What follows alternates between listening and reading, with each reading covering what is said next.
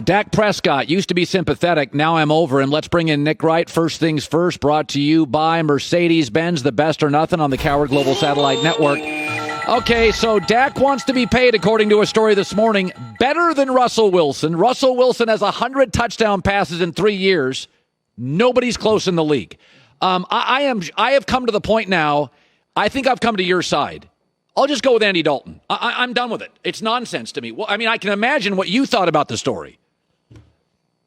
Well, listen, I think the key point here is Dak, in addition to wanting near, if not above the top of the market pay, he wants a short contract so he can get another bite at the apple as quickly as possible.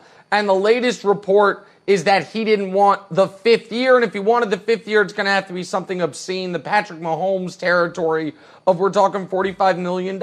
And at some point, Colin, I've used this analogy before, and I'll use it again. It's apropos with you because you own so many properties around the world. At some point, the price of the house, no matter how much you love the house, you say, I got to walk away. Like, I thought I was going to move here. I thought I was going to live here. I loved it. My wife loved it. Amazing open floor plan, but you got to be kidding me.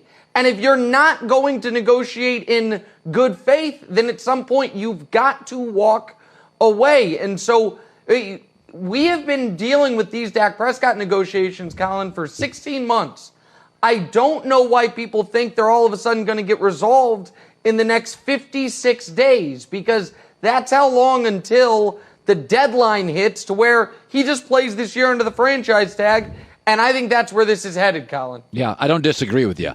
So now we're getting to the point after the MJ doc, as people are psychoanalyzing it. Some guy in the New Yorker said, Michael's just empty and lonely and miserable and just a miserable human being. Mm-hmm. I don't see that. I think his relationships with his parents are amazing, his agent, his coaches, Dean Smith, Phil Jackson. And now it's Horace Grant calls him a snitch. He snitched. Michael thinks I snitched on him for a book, blah, blah, blah.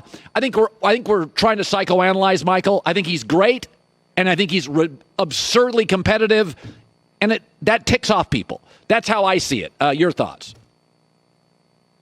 Well, I thought Horace got a bad rap in this. Now, it's been rumored for the better part of 30 years that Horace was one of Sam Smith's primary sources for that book, pardon me, but he clearly wasn't the only one. There's a 300-page book. It didn't all come from Horace, and Horace gets thrown under the bus there. I did think Horace made a good point, which is episode 1 of the doc, Michael gets asked about the Bulls' alleged traveling cocaine circus, and he says, yeah, I walked into a hotel room. Every single one of my teammates is there with cocaine and women. I mean, there's a word for that. It is called snitching, even if it's 35 years later. So I do think Horace made a fair point. And I understand why a guy like Horace that helped Michael win 3 titles, or Scotty, wouldn't have liked their portrayal in this. The only person who I thought was more unfairly portrayed than Horace, Scotty, and Jerry Krause was the poor pizza guy who you had on yesterday. Because if anyone believes the story that when Michael Jordan ordered a pizza, he used his real name, and then otherwise normal guys said we're going to commit a felony and poison him, and then all show up at his hotel room to watch him take the first bite. It was the most implausible lie I've ever heard in my life. So that's my top 4 of people who should be upset. The pizza guy, Horace Grant, Scottie Pippen, and the late Jerry Krause. By the way, I'm a recruiting dork. I've been watching recruiting video for 25 years. I love it. I've loved it forever. Everybody's got something they love that they don't talk about on the air. Like, I love recruiting, and I go to websites all day.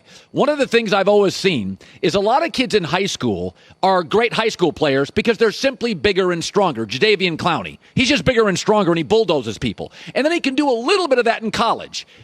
But in the end, by the time you get to the NFL, do you like to hit, and do you like to get hit in the ribs? Because football practice is hard.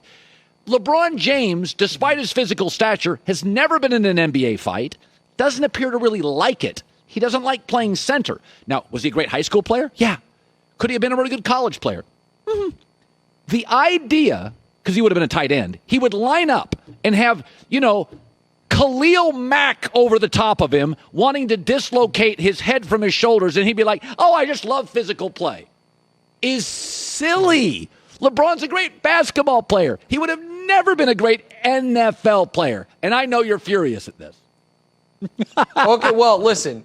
Your take on Jordan walking away at the right time, I hope we have time to get to it because it is 100% correct.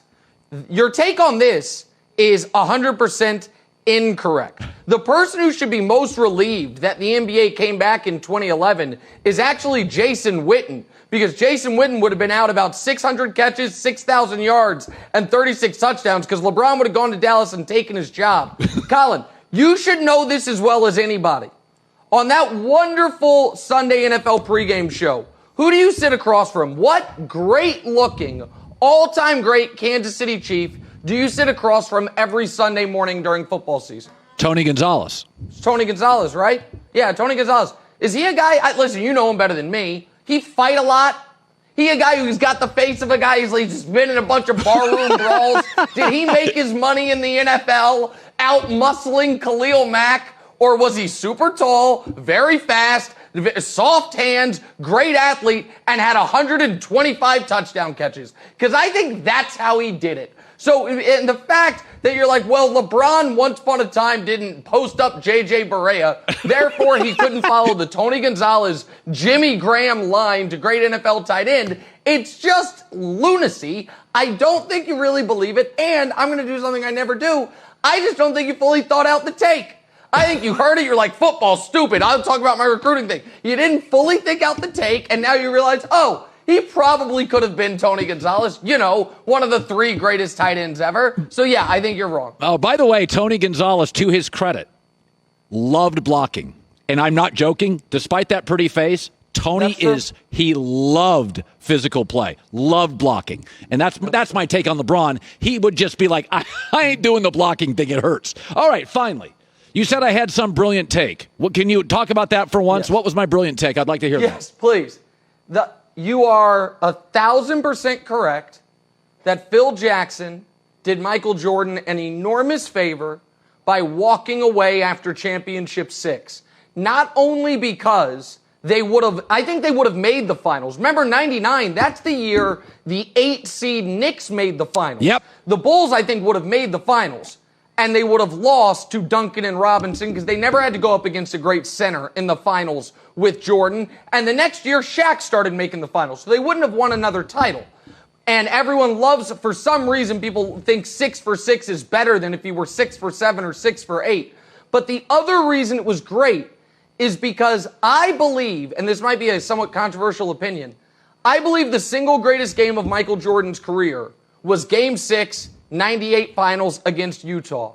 I understand the stat line, while it was very impressive, wasn't his greatest stat line ever. He had 45 points, 1 rebound, 1 assist on 35 shots. I think a lot of people say Game 4 of the finals against Chuck in Phoenix when he had 55, 8, and 4 in the critical game of the series. That was his greatest game ever, the 63 points against Boston. But with Pippen's back gone out, Rodman really done at that point. You're in a game where no one scores 90. It's a rock fight. You're facing the specter of a Game 7 on the road.